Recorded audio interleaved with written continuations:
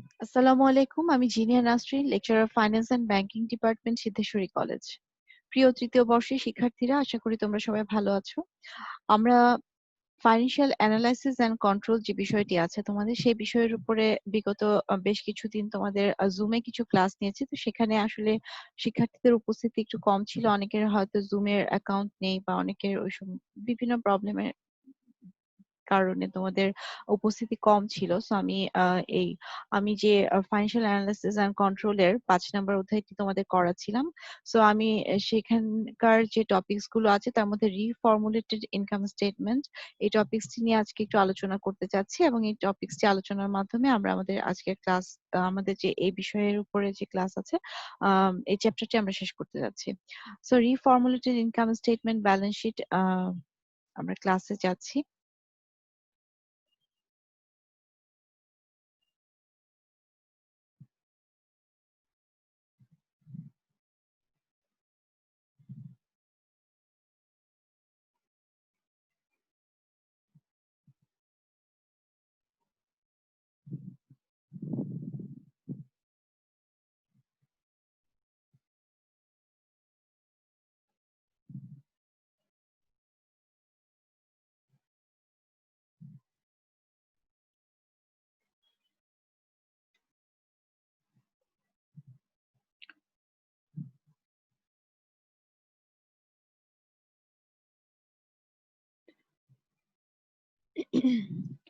So আমরা জানি যে ইনকাম স্টেটমেন্ট, ব্যালেন্স শিট, এই এই জিনিসগুলো হচ্ছে আমাদের বিভিন্ন রকমের ফাইন্যান্সিয়াল স্টেটমেন্ট বা আর্থিক প্রতিবেদন বা আর্থিক বিবরণী।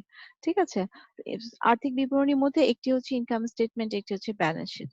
সো এগুলোতে আমরা এই ইনকাম স্টেটমেন্ট, ব্যালেন্স শিট গুলোতে আমরা জানি যে আমাদের প্রতিষ্ঠানের যে আর্থিক তথ্যগুলো আছে সেগুলোকে লিপিবদ্ধ করে রাখা হয়, এবং একটা নির্দিষ্ট সময় শেষে সেখান থেকে প্রতিষ্ঠানের আর্থিক অবস্থা জানা হয়, এবং এই তথ্যগুলোকে পরবর্তীতে বিচার বিশ্লেষণ করে আমরা কি করছি, আমার প্রতিষ্ঠানের জন্য বিভিন্ন ধরনের আর্থিক সিদ্ধান্তগুলো গ্রহণ করছি। আমরা ইনকাম স্টেটমেন্ট এবং ব্যালেন্স শিট বিগত হয়তোবা তোমরা ক্লাস 9 থেকে করে আসছো, মানে যখন থেকে তোমরা অ্যাকাউন্টিং পড়েছো, ইনকাম স্টেটমেন্ট কিভাবে করতে হয়, ব্যালেন্স শিট কিভাবে করতে হয়, এই যে বিভিন্ন নিয়মাবলীগুলো তোমরা শিখে এসেছো, এবং সেই অনুযায়ী আমরা ইনকাম স্টেটমেন্ট, ব্যালেন্স শিট করছি। যেই নিয়মগুলো আমরা শিখেছি এবং যেই নিয়মগুলোর মাধ্যমে আমরা ইনকাম স্টেটমেন্ট, ব্যালেন্স শিট করছি, সেটি মূলত গ্যাপ কর্তৃক নির্ধারিত নিয়মাবলী। সো গ্যাপ মানে হচ্ছে জেনারেলি অ্যাকসেপ্টেড অ্যাকাউন্টিং প্রিন্সিপালস। আমরা জানি গ্যাপের নিয়ম গ্যাপ। সো গ্যাপ আমাদেরকে কিছু নিয়ম শিখিয়েছে, দেখিয়েছে, এবং আমরা সেই নিয়মটাই ইউনিভার্সালি সারা পৃথিবীতে সেটা অ্যাকসেপ্টেড, এবং সেই অনুযায়ী আমরা কিন্তু আমাদের যে ইনকাম স্টেটমেন্ট, ব্যালেন্স শিট আছে সেটা তৈরি করছি আমাদের যে তথ্যগুলো, আর্থিক তথ্যগুলো দিয়ে। এটা হচ্ছে গ্যাপের ইনকাম স্টেটমেন্ট। সো আমাদের এখানে যেটা করতে হয়, রিফর্মুলেটেড ইনকাম স্টেটমেন্ট যেটা আমরা এই চ্যাপ্টারটাতে করছি, তার মানে গ্যাপের যে নিয়মাবলীগুলো আছে, গ্যাপের নিয়মাবলীগুলোর যেটা সবসময় আমরা করে এসেছি, দেখা যাচ্ছে আমার প্রতিষ্ঠানে বিভিন্ন সিদ্ধান্ত গ্রহণের জন্য আমার অন্য কিছু আরো তথ্যের প্রয়োজন আছে। সেই তথ্যগুলো প্রয়োজন অনুযায়ী আমরা যখন এই গ্যাপের ইনকাম স্টেটমেন্টটিকে নতুন ভাবে আবার পুনর্বিন্যাস করা হয়, নতুন ভাবে আবার সাজানো হয়, তখন আমরা সেই নতুন ভাবে সাজানো ইনকাম স্টেটমেন্টটিকে বলছি পুনঃসজ্জিত বিবরণী, বা ইংলিশে বলছি রিফর্মুলেটেড ইনকাম স্টেটমেন্ট। সো আমরা রিফর্মুলেটেড ইনকাম স্টেটমেন্টের একটি ম্যাথ আজকে করব। তার আগে, যদিও আমি এটা ক্লাসে করিয়েছি, তারপরে যেহেতু আমি আজকে ম্যাথটি করব, আমি আরেকবার একটু পেছনে যাচ্ছি যে গ্যাপ ইনকাম স্টেটমেন্ট কি। সো গ্যাপের ইনকাম স্টেটমেন্ট যেটা আমরা সবসময় করছিলাম সেটা হচ্ছে, যেমন আমরা সেখানে ইনকাম স্টেটমেন্ট আমরা জানি আয় এবং ব্যয়, আয় থেকে আমরা ব্যয়গুলোকে বাদ দিয়েছি, এবং আয় থেকে ব্যয়গুলোকে বাদ দিয়ে আমরা আহ আমাদের নেট ইনকাম যেটি আছে, প্রতিষ্ঠানের জন্য মুনাফা কতটুকু, সেই মুনাফাটা আমরা বের করেছি সব সময়। যেমন এখানে আমরা দেখতে পাচ্ছি একটা খুব সিম্পল একটা ইনকাম স্টেটমেন্ট, সেখানে আছে রেভিনিউ, সেখান থেকে আমি অপারেটিং এক্সপেন্স, আমার প্রতিষ্ঠানের যে পরিচালনা সংক্রান্ত, প্রতিষ্ঠানটাকে চালানোর জন্য প্রতিনিয়ত যে খরচগুলো করতে হয় সেটা হচ্ছে অপারেটিং এক্সপেন্স বাদ দিচ্ছি। সেখান থেকে আমরা ইন্টারেস্ট এক্সপেন্স বাদ দিচ্ছি, আমাকে যে সুদগুলো দিতে হয় সেই সুদগুলোকে বাদ দিচ্ছি। সো আমার অপারেটিং এক্সপেন্স এবং ইন্টারেস্ট এক্সপেন্স বাদ দিয়ে আমরা ইনকাম বিফোর ট্যাক্স পেয়েছি। ইনকাম বিফোর ট্যাক্স থেকে, এই ইনকাম বিফোর ট্যাক্স আমাদের যে ইনকামটা আছে ট্যাক্স নির্ধারণ করার আগে সেই ইনকামের উপরে আমরা ট্যাক্স নির্ধারণ করে ট্যাক্স দিচ্ছি এবং আমরা আমাদের বা অবশিষ্ট যে ইনকামটুকু আছে সেটাকে আমরা নেট ইনকাম বলছি। এটি হচ্ছে আমাদের যেটি আমরা সবসময় করেছি গ্যাপের ইনকাম স্টেটমেন্ট। সো নতুন ভাবে আমরা যেটি করছি সেটি হচ্ছে রিফর্মুলেটেড ইনকাম স্টেটমেন্ট। রিফর্মুলেটেড ইনকাম স্টেটমেন্টে নতুন কিছু এখানে আমরা নিয়ম দেখতে পাচ্ছি। সেখানে স্বাভাবিকভাবে আমরা আমাদের ইনকামটাকে প্রথমেই আমরা যেটা করছি যে রেভিনিউ যেটা আছে আমার আয় যেটা আছে সেখান থেকে আমরা অপারেটিং এক্সপেন্স বাদ দিচ্ছি। অপারেটিং এক্সপেন্স একটু আগে বললাম প্রতিষ্ঠানটাকে পরিচালনার জন্য দৈনন্দিন আমাদের যে খরচগুলো করতে হয় সেটি হচ্ছে আমার অপারেটিং এক্সপেন্স। বাদ দেওয়ার পরে আমরা পাচ্ছি operating income before tax. So operating income আমরা একটা ইনকাম পাচ্ছি যেটি এখনো ট্যাক্স নির্ধারণ করা হয়নি। ঠিক আছে? সো সেখানে আমরা আবার ট্যাক্স এক্সপেন্স বাদ দিব এবং ট্যাক্সটাকে রিফর্মুলেটেড ইনকাম স্টেটমেন্টে এখানে দুই ভাবে দেখানো হয়। একটি হচ্ছে tax as reported. Tax as reported হচ্ছে যেই পরিমাণ ট্যাক্স আমার সাধারণত আমাদের সরকার কর্তৃক ধার্য করা হয় যে 30% অথবা 35%, 40% যতটুকু ট্যাক্স ধার্য করা হবে সেইটা ধার্য করে আমাদের যে আয়ের উপর যে ট্যাক্সটা নির্ধারণ করা হয় যেটা আমাদের সাধারণত আমাদের যে সাধারণ যে ইনকাম স্টেটমেন্ট সেখানে যেটা উল্লেখ করা আছে ঠিক আছে সেটা হচ্ছে ট্যাক্স অ্যাজ রিপোর্টেড। সেটার সাথে আমরা এখানে নতুন যে জিনিসটি পাচ্ছি সেটা হচ্ছে ট্যাক্সেস বেনিফিট। এই ট্যাক্স অন বেনিফিটটাই আমরা সাধারণত আমাদের যে গ্যাপের ইনকাম স্টেটমেন্ট আছে সেখানে আমরা এই ট্যাক্স অন বেনিফিটটা ওখানে আমরা কাউন্ট করি না। ঠিক আছে? এখানে আমরা শুধু ট্যাক্সটাই কাউন্ট করি। সো এটা হচ্ছে ট্যাক্স অ্যাজ রিপোর্টেড যেটা আছে। এখানে যেটা আছে সেটা হচ্ছে ট্যাক্স অ্যাজ রিপোর্টেড। আর ট্যাক্স অন বেনিফিট যেটা আছে সেটা আমরা সাধারণত গ্যাপে গ্যাপের ইনকাম স্টেটমেন্টে সেটা আমরা ফলো করি না। এই জায়গাটাতে তাহলে নতুন আমাদের যে জিনিসটা আমরা দেখতে পাচ্ছি সেটা হচ্ছে ট্যাক্স অন বেনিফিট।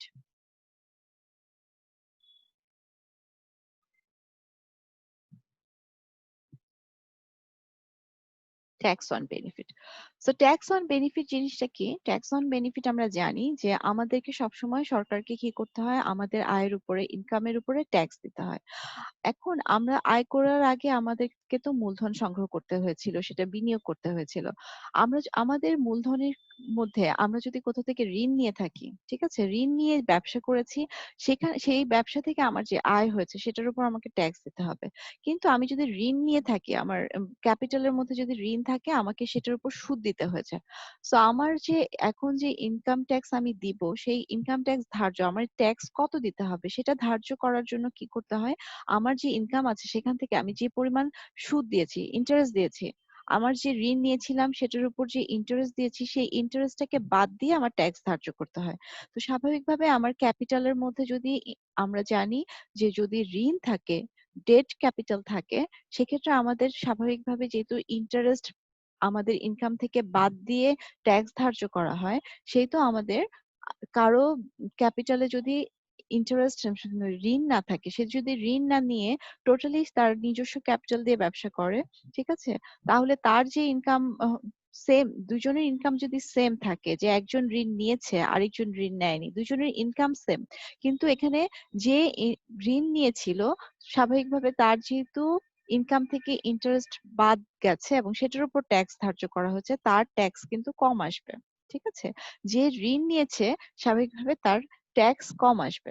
তার মানে হচ্ছে ক্যাপিটাল স্ট্রাকচারের মধ্যে যদি ডেট ক্যাপিটাল মানে ঋণ মূলধন থাকে তাহলে স্বাভাবিকভাবে ট্যাক্স কম আসে।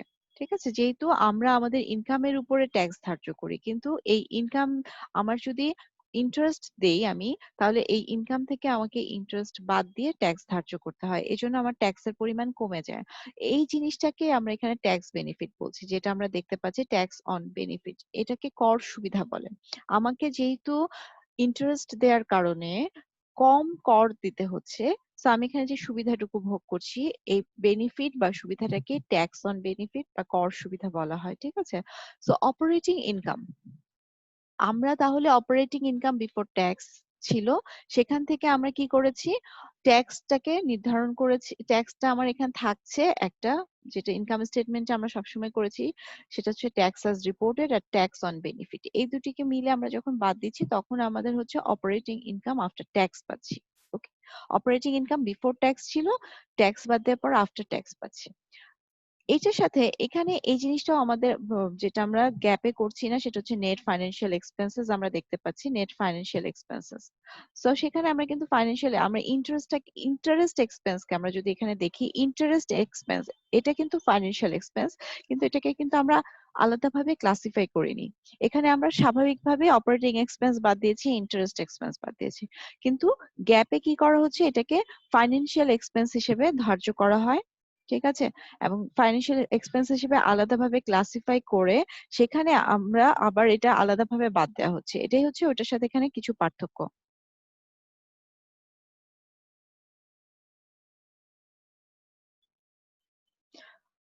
সো ফাইন্যান্সিয়াল এক্সপেন্স তার মানে হচ্ছে আমাদের ক্যাপিটাল স্ট্রাকচার আমরা কিভাবে ক্যাপিটাল সংগ্রহ করেছিলাম।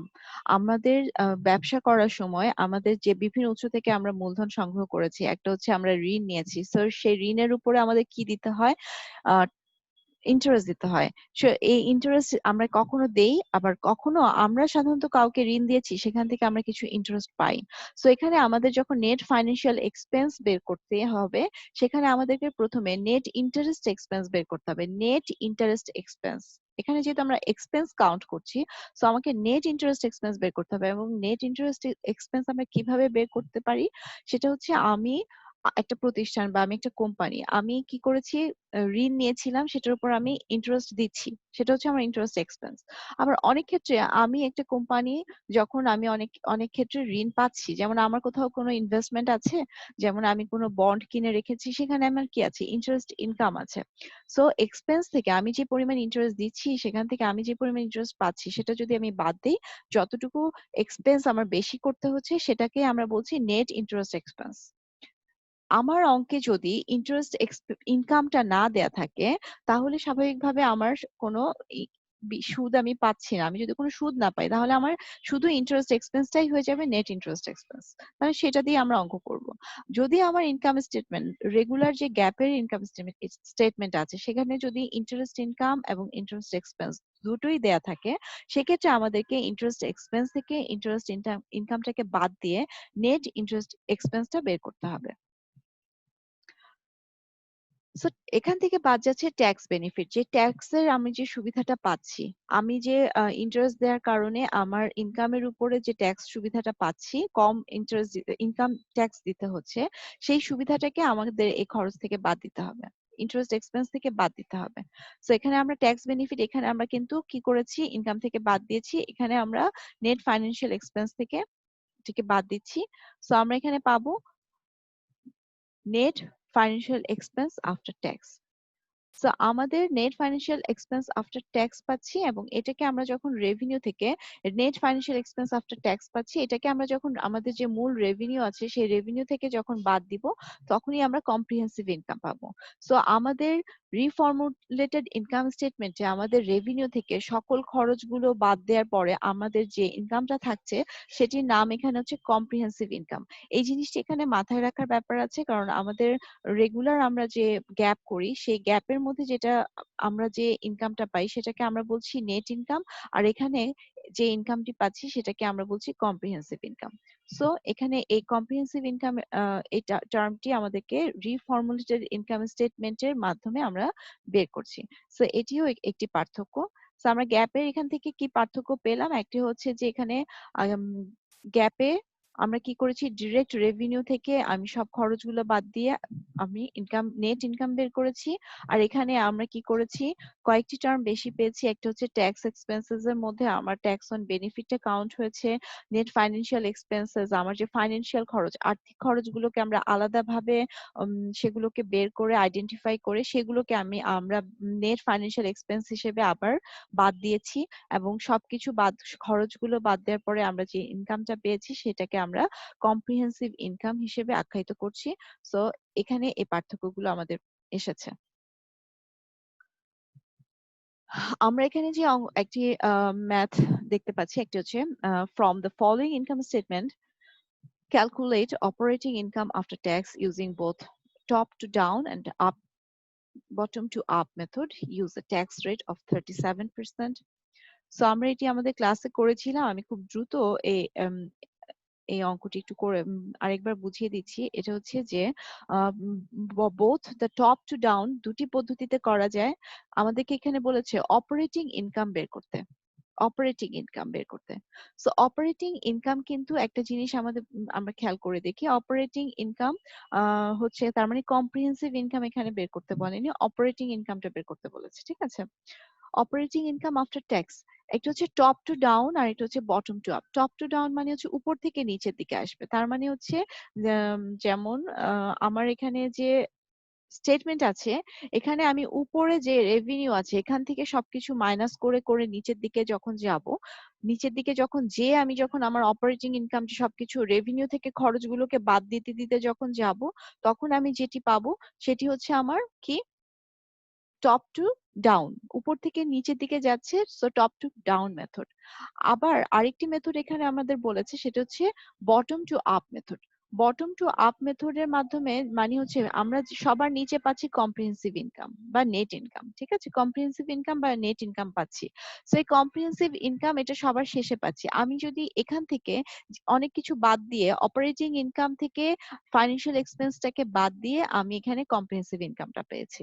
এখন যদি আমাকে অপারেটিং ইনকাম বের করতে বলে যে অপারেটিং ইনকাম কত, আমাকে দিয়েছে কম্প্রিহেন্সিভ ইনকাম এত আর এই খরচগুলো এত, এখন অপারেটিং ইনকাম কত? ঠিক আছে? তার মানে হচ্ছে নিচ থেকে উপরের দিকে যাব। নিচে আমার কম্প্রিহেন্সিভ ইনকামটি আমরা জানি কত। সেখান থেকে আমরা যদি যে জিনিসগুলো অপারেটিং ইনকাম থেকে বাদ দেওয়া হয়েছিল, সো বাদ দিয়ে আমরা কম্প্রিহেন্সিভ ইনকাম পেয়েছিলাম। এখন যদি আমি কম্প্রিহেন্সিভ ইনকামের সাথে সেই জিনিসগুলো বাদ যোগ করি, তাহলে কিন্তু আমি আমার এই অপারেটিং ইনকামটি পেয়ে যাব। সো অপারেটিং ইনকাম উপর থেকে নিচের দিকে এসে আমরা যখন রেভিনিউ থেকে খরচগুলো বাদ দিয়ে বের করছি সেটা হচ্ছে আমার টপ টু ডাউন মেথড। আবার আমি যখন বটম মানে হচ্ছে নিচে যেতে সবার নিচে থাকছে আমার কম্প্রিহেন্সিভ ইনকাম, আমরা যদি সেখান থেকে সেটার সাথে বিভিন্ন খরচগুলো যোগ করে আমি যদি অপারেটিং ইনকামটি বের করি তাহলে সেটা আমার হচ্ছে bottom to up method. Bottom up method. Okay. So আমার দুটি পদ্ধতি দেখতে পাচ্ছি, top to down and bottom up. So আমার এখানে থাকছে উম, একটু দ্রুত আমি এটা করে যাচ্ছি, আমি আরেকটা অঙ্ক দেখাতে চাচ্ছিলাম। সো রেভিনিউ থেকে আমরা কস্ট অফ গুডস সোল্ড বাদ দিচ্ছি, সেখানে আমি পাচ্ছি গ্রস প্রফিট। সেখান থেকে আমি অপারেটিং যে এক্সপেন্স আছে সেগুলো বাদ দিচ্ছি, আমরা পাচ্ছি অপারেটিং ইনকাম বিফোর ট্যাক্স। সেখান থেকে আমি ট্যাক্স এক্সপেন্স বাদ দিচ্ছি। সো অপারেট ট্যাক্স এক্সপেন্সের মধ্যে আমরা বলছি tax as reported and tax benefit. Tax reported এর মধ্যে আমরা একটু খেয়াল করে দেখি, এখানে ট্যাক্স দেয়া আছে কত, ইনকাম ট্যাক্স দেয়া আছে 181। সো যেটি দেয়া আছে সেটাই হচ্ছে tax as reported. Income income স্টেটমেন্টে যে অ্যামাউন্ট ট্যাক্সের যে অ্যামাউন্টটা দেয়া আছে সেটা হচ্ছে আমার ট্যাক্স অ্যাজ রিপোর্টেড। আর ট্যাক্স বেনিফিট আমাদেরকে বের করে নিতে হবে। ট্যাক্স বেনিফিটটা বের করতে হবে কিসের উপরে? ইন্টারেস্ট এক্সপেন্সেস এর উপরে। আমি যে পরিমাণ ইন্টারেস্ট দিয়েছি, এখানে ইন্টারেস্ট এক্সপেন্স হচ্ছে 135। সো আমার এখানে একটু দেখি যে 135 এর উপরে আমার ট্যাক্স রেট দেয়া আছে কত? ট্যাক্স রেট দেয়া আছে 37%। সো এটাকে আমাকে 37%। সো ইন্টারেস্ট এক্সপেন্সের উপরে আমি ট্যাক্স বেনিফিট মানে কি, যে পরিমাণ ইন্টারেস্ট দিয়েছি সেই পরিমাণ ইন্টারেস্টের উপরে আমার ইনকাম থেকে ইন্টারেস্ট বাদ দেওয়া হচ্ছে এবং তারপরে ট্যাক্স ধরা হচ্ছে। সো আমি বেনিফিট পাচ্ছি মেইনলি ইন্টারেস্ট যতটুকু দিচ্ছি সেইটার উপর একটা ছাড় পাচ্ছি। সো এখানে ট্যাক্স বেনিফিটটা সবসময় ইন্টারেস্ট এক্সপেন্স, যে পরিমাণ ইন্টারেস্ট দিয়েছি সেটার উপর ধার্য করা হচ্ছে। সো 135 আমি ইন্টারেস্ট দিয়েছি এবং এটা সব মিলিয়নে আছে। 135 ইন্টারেস্ট দিচ্ছি 37% হারে। সো আমার ট্যাক্স অন বেনিফিট আমি কাউন্ট করবো 135 ইন্টু 0.37 আসবে আমার 50। সো আমরা এই দুটি যোগ করে আমি ট্যাক্স এক্সপেন্স বের করছি এবং সেটাকে যখন অপারেটিং ইনকাম বিফোর ট্যাক্স থেকে বাদ দিচ্ছি সেটা আমি পাচ্ছি অপারেটিং ইনকাম আফটার ট্যাক্স, যেটা আমাদের অঙ্কে জানতে চেয়েছে। ঠিক আছে? অপারেটিং ইনকাম আফটার ট্যাক্স কত। সো এখানে এটি কিন্তু একটা পোর্শন, এটা কিন্তু ফুল আমার রিফর্মুলেটেড ইনকাম স্টেটমেন্ট না, এখানে শুধু একটা পার্ট জানতে চেয়েছে যে অপারেটিং ইনকাম আফটার ট্যাক্স কত। সো এটা ছিল আমার কোন মেথড? এটা হচ্ছে টপ টু ডাউন মেথড, মানে উপর থেকে বাদ দিয়ে দিয়ে খরচগুলো বাদ দিয়ে দিয়ে আমরা যখন নিচের দিকে যাচ্ছি এটা হচ্ছে top to down method. R bottom up method হচ্ছে আমরা যখন নিচ থেকে উপরের দিকে যাচ্ছি। নেট ইনকাম অ্যাজ রিপোর্টেড, আমরা ইনকাম দিয়ে শুরু করেছি, এখানে নেট ইনকাম দিয়ে শুরু করেছি। খেয়াল করে নেট ইনকামটা আমরা কোথায় পেয়েছি? নেট ইনকামটা আমি এখানে আমার একটা স্পেলিং মিস্টেক আছে। সো নেট ইনকামটা আমরা পেয়েছি একদম সবার শেষে। আমি এই অঙ্কে নেট ইনকামটা আমাকে দিয়েছে, সো আমার নেট ইনকামটা আমরা জানি ইনকাম স্টেটমেন্টের সবার শেষে আসে। তো এই নেট ইনকামটাকে যখন নেট ইনকাম থেকে সবকিছু যোগ করে করে আমি যখন উপরের দিকে যাব, সেটাকে বলছে নেট ইনকাম আমার কত, 421, 421। সো আমার বটম আপ মেথড যেটি আছে সেখানে আমি নেট ইনকামটাকে সবার আগে লিখেছি, মানে নিচের যে আহ, আমার যে ইনফরমেশনটা আছে নেট ইনকাম, সেটিকে আমরা এখানে লিখেছি। এবং স্বাভাবিকভাবে আমরা এর আগে যেটা করেছি যে আমার রেভিনিউ থেকে খরচগুলোকে বাদ দিয়ে নেট ইনকাম বের করেছি। তাহলে এখন নেট ইনকাম থেকে সাথে আমি যদি যে খরচটি ফাইন্যান্সিয়াল এক্সপেন্সটি বাদ দিয়েছিলাম সেটি বের করলে আমরা অপারেটিং ইনকাম পাবো। সো আমার ফাইন্যান্সিয়াল এক্সপেন্সেস এর মধ্যে আমরা একটু আগে বলেছি যে ইন্টারেস্ট এক্সপেন্স এবং ট্যাক্স বেনিফিট এখানে কাউন্ট হবে। সো ইন্টারেস্ট এক্সপেন্সটা আমরা আমাদের অঙ্কে দেয়া আছে, এবং ট্যাক্স বেনিফিটও আমরা একটু আগে বের করেছি। ইন্টারেস্ট এক্সপেন্স থেকে ট্যাক্স বেনিফিটটা বাদ দিয়ে আমরা কি করছি, 85 পাবো, এবং সেটা আমরা যখন নেট ইনকাম থেকে বাদ দিব আমরা অপারেটিং ইনকাম আফটার ট্যাক্স পাবো। সো আমরা আমাদের নতুন আরেকটি যে অঙ্ক আমরা করতে চাচ্ছিলাম আজকে, সেটিতে যাচ্ছি অপারেটিং রেভিনিউজ। এখানে যে জিনিসগুলো দেওয়া আছে, operating revenues, operating expenses. Operating revenues মানে হচ্ছে আমাদের আয় থেকে আমরা আমাদের অপারেটিং এক্সপেন্স বাদ দিচ্ছি, সেখানে আমরা অপারেটিং ইনকাম পাচ্ছি। সো আমার ইন্টারেস্ট ইনকাম, ইন্টারেস্ট ইনকাম মানে হচ্ছে আমি কোথাও হয়তো বা ঋণ দিয়েছিলাম বা আমার বন্ড কিনেছিলাম, ঋণপত্র কিনেছিলাম, সেটার উপরে আমি যে সুদ গ্রহণ করছি, আমি একটি কোম্পানি, আমি যখন সুদ গ্রহণ করছি, আমি একটি প্রতিষ্ঠান যখন সুদ পাচ্ছি, আমার যে যখন ইনকাম করছি, তখন সেটা হচ্ছে ইন্টারেস্ট ইনকাম, সেটা হচ্ছে আমার 13। ইন্টারেস্ট এক্সপেন্সেস, যদি এই অ্যামাউন্ট গুলো ছোটভাবে দেখানো হয়েছে, এগুলো সবই মিলিয়নে আছে, এগুলো আমরা ক্যালকুলেশনের সুবিধার জন্য অ্যামাউন্টটা ছোট করে দেখানো হচ্ছে। So interest expenses, interest expense হচ্ছে আমি যখন ঋণ নিয়েছিলাম সেটার উপর যখন আমি সুদ দিয়েছি, সেটা interest expense 26। Earning before tax, so স্বাভাবিকভাবে আমার অপারেটিং ইনকাম আছে, সেটার সাথে আমার যখন অন্য কোনো ইনকাম থাকবে সেটাকে আমার যোগ করতে হবে, এবং সেই ইনকাম থেকে, এই দুটি ইনকাম থেকে আমার ইন্টারেস্ট এক্সপেন্স যে খরচ আছে সেটা বাদ দিতে হবে। তার মানে আমার ইনকাম গুলো থেকে খরচ, ইন্টারেস্ট এক্সপেন্স একটি খরচ, সেটাকে বাদ দিচ্ছি, তাহলে আমি পাচ্ছি আর্নিং বিফোর ট্যাক্স। মানে আমার আর্নিংস হচ্ছে 276, যেটার উপর এখনো ট্যাক্স ধার্য করা হয়নি, ট্যাক্স দেওয়া হয়নি। ঠিক আছে, আমার মেইনলি প্রতিষ্ঠানে ইবিআইটি যেটা আছে, earning before interest and tax, আমার সাধারণত আর্নিং ইবিটি যেটা আছে, আর্নিং বিফোর ট্যাক্স, এই ট্যাক্সের উপরেই কি করা হয়, আর্নিং বিফোর ট্যাক্সের উপরেই ট্যাক্স ধার্য করা হয়। সো এটার উপর ট্যাক্স আছে, আমার ইনকাম ট্যাক্স আছে 68। তা আমি আমার এই আর্নিং থেকে আমি যে পরিমাণ ট্যাক্স দিয়েছি সেই ট্যাক্সটি বাদ দিচ্ছি, এবং আমার এই অঙ্কে নতুন একটি ইনফরমেশন আছে, loss on early extinguishment of debt. আমার ঋণের উপরে কিছু লস আছে, সে এই লসটাকে, আমার যে প্রতিষ্ঠানের যে কোনো লসকে স্বাভাবিকভাবে আমরা কি করব, এখানে আম, এই এখানে একটি লস আছে এটা। সো ইনকাম ট্যাক্স ছিল আমার 68, এখানে লস আছে আমার 10, এবং মাইনরিটি ইন্টারেস্ট আছে, মাইনরিটি ইন্টারেস্ট হচ্ছে 5। সো মাইনরিটি ইন্টারেস্টের বিষয়টি যদি কারো জানার ইচ্ছা থাকে তাহলে তোমরা আমি একটু বলে নিচ্ছি যে মাইনরিটি ইন্টারেস্ট হচ্ছে সাধারণত আমরা জানি যে হোল্ডিং কোম্পানি যেগুলো থাকে, হোল্ডিং কোম্পানি এবং সাবসিডিয়ারি কোম্পানি। হোল্ডিং কোম্পানি হচ্ছে যে যখন বড় একটি কোম্পানি ছোট কিছু কোম্পানিকে মার্জ করে নেয়, তো হোল্ডিং কোম্পানির যে পেইড আপ ক্যাপিটাল আছে, যখন দেখা যায় এই পেইড আপ ক্যাপিটালের মধ্যে একটা অংশ থাকে যেটা সাবসিডিয়ারি কোম্পানির না, ঠিক আছে, সাবসিডিয়ারি কোম্পানি বিলং করে না, তখন সেই সেই পেইড আপ ক্যাপিটালের যে অংশ, একটা নির্দিষ্ট অংশের উপর যে ইন্টারেস্ট দেওয়া হয় সেটা হচ্ছে মাইনরিটি ইন্টারেস্ট। ঠিক আছে, সেখানে মাইনরিটি ইন্টারেস্ট আছে। আম, আসলে এটা একটু একটু জটিল ভাবে এসেছে, স্বাভাবিকভাবে সাধারণত এই ইনফরমেশন গুলো থাকে না, এটা একটু ভিন্নতা আছে বলে এখানে এই ইনফরমেশন গুলো দেয়া আছে। তবে অনেক ক্ষেত্রে এই ইনফরমেশন গুলো ছাড়াও আমাদের অঙ্কগুলো থাকবে। সেখানে আরো কিছু ইনফরমেশন আছে, এটা হচ্ছে the firm bears 38% tax rate. So এই প্রতিষ্ঠান ট্যাক্স রেট হচ্ছে 38%, যেটা আমার ট্যাক্স অন বেনিফিট বের করার জন্য কাজে লাগবে। আর্নিংস বা নেট ইনকাম, এটা হচ্ছে নেট আর্নিংস, যেটা আছে 193। ঠিক আছে, it has net off tax items other operating income, কিছু এটার একটি আদার অপারেটিং ইনকাম আছে। তো আমরা যখন অপারেটিং ইনকাম বের করব, আদার অপারেটিং ইনকাম থাকলে সেটা যোগ করে দিতে হবে আমাদেরকে। So সেটা হচ্ছে টাকা 21। সো আমরা সলিউশনে যাচ্ছি। আমাদের অপারেটিং রেভিনিউ ছিল 3785, মাইনাস অপারেটিং এক্সপেন্সেস আমরা বের করেছি operating income from sales before tax. সেখানে আমরা একটু আগেও আমরা এই ধরনের অঙ্ক করেছি যে আমার অপারেটিং ইনকাম বিফোর ট্যাক্স থেকে আমার ট্যাক্স এক্সপেন্স বাদ দিতে হবে। সো ট্যাক্স এক্সপেন্স আমরা বলেছি দুইটা জিনিস এখানে আসবে, একটা হচ্ছে ট্যাক্স অ্যাজ রিপোর্টেড যেটা আমার ইনকাম স্টেটমেন্টে দেয়া আছে, এবং ট্যাক্স বেনিফিট।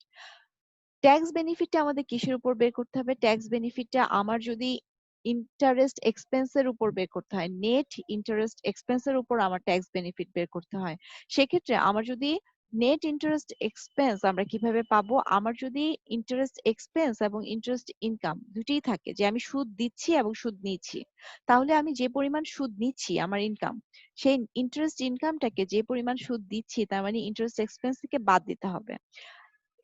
খরচ থেকে বাদ দেওয়ার পরে আমার যে পরিমাণ খরচ বেশি থাকবে সেটা হচ্ছে আমার নেট ইন্টারেস্ট এক্সপেন্সেস, এবং সেটার উপর ট্যাক্স দেওয়া হবে। যদি আমার খরচ না থাকে, যদি আমার ইন্টারেস্ট ইনকাম না থাকে, তাহলে আমার যে পরিমাণ ইন্টারেস্ট এক্সপেন্স আছে সেটার উপরেই আমার ট্যাক্স বেনিফিট ডিরেক্ট ধরা হবে। আমাদের এই আগের অঙ্কটিতে আমার ইন্টারেস্ট ইনকাম ছিল না, সো আমরা কি করেছি, ডিরেক্ট ইন্টারেস্ট এক্সপেন্সের উপরে ট্যাক্স বেনিফিট ধরেছি। এখানে দেখতে পাচ্ছি আমাদের ইন্টারেস্ট ইনকাম আছে, সো আমাদের যেহেতু এক্সপেন্সের উপর ধরতে হবে, সো আমাদেরকে নেট ইন্টারেস্ট এক্সপেন্স বের করতে হবে। তার মানে আমরা যতটুকু এক্সপেন্স আছে, ইন্টারেস্টের খরচ আছে 26, এখান থেকে আমার ইনকামটাকে 13 বাদ দিতে হবে। বাদ দেওয়ার পরে 13 থাকবে, সে 13 সেটা হচ্ছে আমার নেট ইন্টারেস্ট এক্সপেন্স, এবং সেটার উপরে আমার ট্যাক্স বেনিফিট ধার্য করতে হবে। সো এখানে আমরা দেখতে পাচ্ছি 26 মানে হচ্ছে আমার ইন্টারেস্ট ইনকাম, সেখান থেকে মাইনাস করেছি 13 মানে হচ্ছে আমার ইন্টারেস্ট এক্সপেন্স, বাকি থাকবে আমার 13, সেটার উপর আমার 0.38% মানে হচ্ছে 38% মানে 0.38 মানে এটা হচ্ছে ইনকাম ট্যাক্সের যে রেট দেওয়া আছে সেটা ধার্য করলে আমরা এখানে ট্যাক্স বেনিফিটে পেয়ে যাচ্ছি। সো ট্যাক্স অ্যাজ রিপোর্টেড এবং ট্যাক্স বেনিফিট দুইটি যোগ করে আমরা পাচ্ছি ট্যাক্স এক্সপেন্স, যেটা আমার অপারেটিং ইনকাম থেকে বাদ দিতে হচ্ছে। তাহলে আমরা পাচ্ছি operating income after tax, tax দেওয়ার পরে যে অপারেটিং ইনকাম আছে। আমরা আমাদের একটু আগে ইনফরমেশনে দেখেছি এখানে আদার অপারেটিং ইনকাম নামে একটা একটা ইনফরমেশন আছে, আদার অপারেটিং ইনকাম। সো 21, তো স্বাভাবিকভাবে যদি আদার অপারেটিং ইনকাম থাকে সেটা আমার অপারেটিং ইনকামের সাথে এখানে যোগ করছি। এখানে আমরা দেখতে পাচ্ছি net off tax item. Net off tax items মানে হচ্ছে স্বাভাবিকভাবে এই অপারেটিং ইনকামটা ট্যাক্স কাউন্ট করে তারপরে দেয়া হয়েছে, এই জন্য আমরা এটা আমাদের এখানে ট্যাক্স কাউন্ট করার পরে আমরা যখন ট্যাক্স বাদ দিয়েছি সেটা আফটার ট্যাক্সের সাথে, এটা যেহেতু ট্যাক্স কাউন্ট করা আছে এই জন্য আফটার ট্যাক্সের পরে আমরা নেট ইনকাম আফটার ট্যাক্সের সাথে আমাদের এই আদার অপারেটিং ইনকামটি আমরা যোগ করেছি। তাহলে আমরা টোটাল আমার অপারেটিং ইনকাম আফটার ট্যাক্স পাচ্ছি 237। তো আমরা রিফর্মুলেটেড ইনকাম স্টেটমেন্ট একটু আগেও দেখেছি যে আমাদের এখানে ফাইন্যান্সিয়াল যে এক্সপেন্স গুলো আছে সেটাকে আবার আলাদাভাবে দেখিয়ে সেটাকে আমার অপারেটিং ইনকাম থেকে বাদ দিতে হয়, তাহলে আমরা কম্প্রিহেন্সিভ ইনকাম পাবো। So operating income after tax থেকে ফাইন্যান্সিয়াল এক্সপেন্স গুলো বাদ দিয়ে আমার কম্প্রিহেন্সিভ ইনকাম বের করা হয়। ঠিক আছে, সো এখানে আমরা ফাইন্যান্সিয়াল এক্সপেন্স এর মধ্যে দেখতে পাচ্ছি ইন্টারেস্ট এক্সপেন্স আমার 26 মাইনাস ইন্টারেস্ট ইনকাম। যদি আমার ইন্টারেস্ট ইনকাম থাকে তাহলে আমার নেট ইন্টারেস্ট এক্সপেন্স বের করতে হবে, যদি না থাকে তাহলে ডিরেক্ট আমার ইন্টারেস্ট এক্সপেন্স যাবে, আমরা বারে বারে বলছি। সো এখান থেকে আমরা এখানে ফাইন্যান্সিয়াল এক্সপেন্সেস এর মধ্যে আমরা জানি যে আমার ট্যাক্স যে বেনিফিটই আছে সেটা আমার বাদ দিয়ে দেখাতে হয়। সো আমরা এখানে যখন ট্যাক্স কাউন্ট করেছি তখন কিন্তু আমরা বেনিফিটটি যোগ করেছি, আর এখানে যখন আমরা এখানে ফাইন্যান্সিয়াল এক্সপেন্স কাউন্ট করছি, যেহেতু এটা আমার একটা বেনিফিট, সো এই বেনিফিটটি আমি এখানে আমার ইন্টারেস্ট এক্সপেন্স থেকে বাদ দিয়ে তারপরে দেখাতে হচ্ছে। বেনিফিটটি আমরা আগে ক্যালকুলেট করেছি, সেটা হচ্ছে 5, সো আমরা এটা বাদ দিচ্ছি, তাহলে আমরা পাচ্ছি net interest expense after tax. সেটার সাথে আমাদের ম্যাথে যে দেয়া আছে যে এখানে লস আছে কিছু, এই অ্যামাউন্টে আছে loss on early extinguishment of debt 10, আর মাইনরিটি ইন্টারেস্ট দুটি নতুন এখানে তথ্য আমাদের এখানে আছে। সো আমরা এখানে কি করেছি, আমরা যখন নেট ইন্টারেস্ট এক্সপেন্স বের করেছি, ইন্টারেস্ট এক্সপেন্স বের করেছি, সেই ইন্টারেস্ট এক্সপেন্স এর সাথে আমার কি করতে হবে, লসটা যোগ করতে হবে। সব খরচ, লসটাও আমার লস হলেও আমার এক্সপেন্সের সাথে সেটা যোগ হচ্ছে। লসটাকে কিন্তু আমরা যেমন খরচগুলোকে রেভিনিউ থেকে বাদ দিয়ে আমার ইনকাম বের করতে হচ্ছে, ঠিক সেভাবে রেভিনিউ থেকে আমার লসটাও কিন্তু বাদ যাবে। সো আমরা যেখানে এখানে সব খরচগুলোকে কাউন্ট করছি, একসাথে কাউন্ট করছি, তো খরচের সাথেই আমার লসটাও যোগ হয়ে যাবে। সো খরচের সাথে আমার এই loss on retirement of debt যোগ হচ্ছে। So net interest expense plus হচ্ছে আমার loss on retirement of debt যোগ হচ্ছে, আমার আসছে টোটাল আসতেছে এখানে আমার 18। সো আমরা যখন একটু আগে দেখি যে আমাদের এখানে যে অপারেটিং ইনকাম আফটার ট্যাক্স আছে, সেখানে সেটা থেকে আমরা যখন আমাদের এই নেট ফাইন্যান্সিয়াল এক্সপেন্স যেটা আছে মাইনাস করছি, মাইনাস করলে আমরা যে অ্যামাউন্টটি পাবো সেটা হচ্ছে আমার comprehensive income before MI. Before MI মানে হচ্ছে মাইনরিটি ইন্টারেস্ট আমরা এখনো ক্যালকুলেট করিনি। সো মাইনরিটি ইন্টারেস্ট ক্যালকুলেট করার আগে আমার কম্প্রিহেন্সিভ ইনকাম আমি পেয়েছি 219। তার মানে হচ্ছে আমার অপারেটিং ইনকাম আফটার ট্যাক্স থেকে আমি আবার নেট ফাইন্যান্সিয়াল এক্সপেন্স বাদ দিয়ে আমি কম্প্রিহেন্সিভ ইনকাম পেয়েছি। যদি আমার অঙ্কে মাইনরিটি ইন্টারেস্ট এই তথ্যটি না থাকতো তাহলে আমার এটাই কিন্তু আমার রেজাল্ট, ঠিক আছে, কম্প্রিহেন্সিভ ইনকাম যেটা পেয়েছি। যেহেতু এখানে মাইনরিটি ইন্টারেস্ট আছে, সো লাস্টে আমাদেরকে মাইনরিটি ইন্টারেস্টটা কি করতে হবে, এটাও একটি ইন্টারেস্ট, এটিও একটি খরচ, তো এটাকেও আমাদেরকে বাদ দিয়ে দেখাতে হবে। মাইনরিটি ইন্টারেস্ট আমরা বাদ দিচ্ছি, বাদ দেওয়ার পরে আমরা যে নেট যে অ্যামাউন্টটি পাচ্ছি সেটি হচ্ছে আমাদের comprehensive income, CI comprehensive income 214। এই হচ্ছে আমাদের রিফর্মুলেটেড ইনকাম স্টেটমেন্ট। সো আমাদের বেসিক জিনিসগুলো এরকমই থাকবে, কিছু তথ্য চেঞ্জ হবে। কিছু তথ্যের মধ্যে যেমন আমাদের প্রেফার্ড ডিভিডেন্ড থাকতে পারে। সো প্রেফার্ড ডিভিডেন্ড এরকম যদি কোনো তথ্য থাকে, স্বাভাবিকভাবে প্রেফার্ড ডিভিডেন্ডও কিন্তু আমার ফাইন্যান্সিয়াল একটা এক্সপেন্সেস, তো সেটাও আমার কি হবে, এখানে যোগ হয়ে যাবে, ফাইন্যান্সিয়াল এক্সপেন্সেস এর সাথে যোগ হয়ে আমার অপারেটিং ইনকাম থেকে বাদ হবে, ঠিক আছে।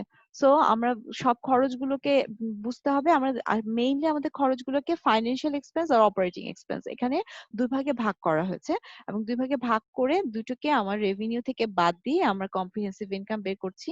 এটাই হচ্ছে আমাদের রিফর্মুলেটেড ইনকাম স্টেটমেন্টের বেসিক যে বিষয়গুলো আছে সেটা আমরা এখানে উপস্থাপন করার চেষ্টা করেছি। সো আমরা আমাদের যে অধ্যায়টি আছে 5 নম্বর অধ্যায় উদ্বৃত্তপত্র আয় বিবরণী বিশ্লেষণ, এই অধ্যায়টি আমরা এখানে শেষ করছি। রিফর্মুলেটেড ইনকাম স্টেটমেন্টের উপরে আমরা এরপরে আর ক্লাস নিচ্ছি না। সো আমরা আশা করি তোমরা যদি একটু ফলো করো এবং প্রথমে যদি ফরম্যাটটি একটু মাথায় নিয়ে নাও তাহলে অঙ্কটি করা খুবই সহজ, এখানে জটিল কিছুই তেমন নেই। আমরা আশা করছি আমি আশা করছি তোমরা ক্লাসটি ফলো করবে এবং আহ, এখান থেকে সুবিধাটা বোঝার চেষ্টা করবে। সাবজেক্ট চ্যাপ্টারটি তোমরা অবশ্যই বাসায় একটু প্র্যাকটিস করবে। সবাইকে ধন্যবাদ। আসসালামু আলাইকুম।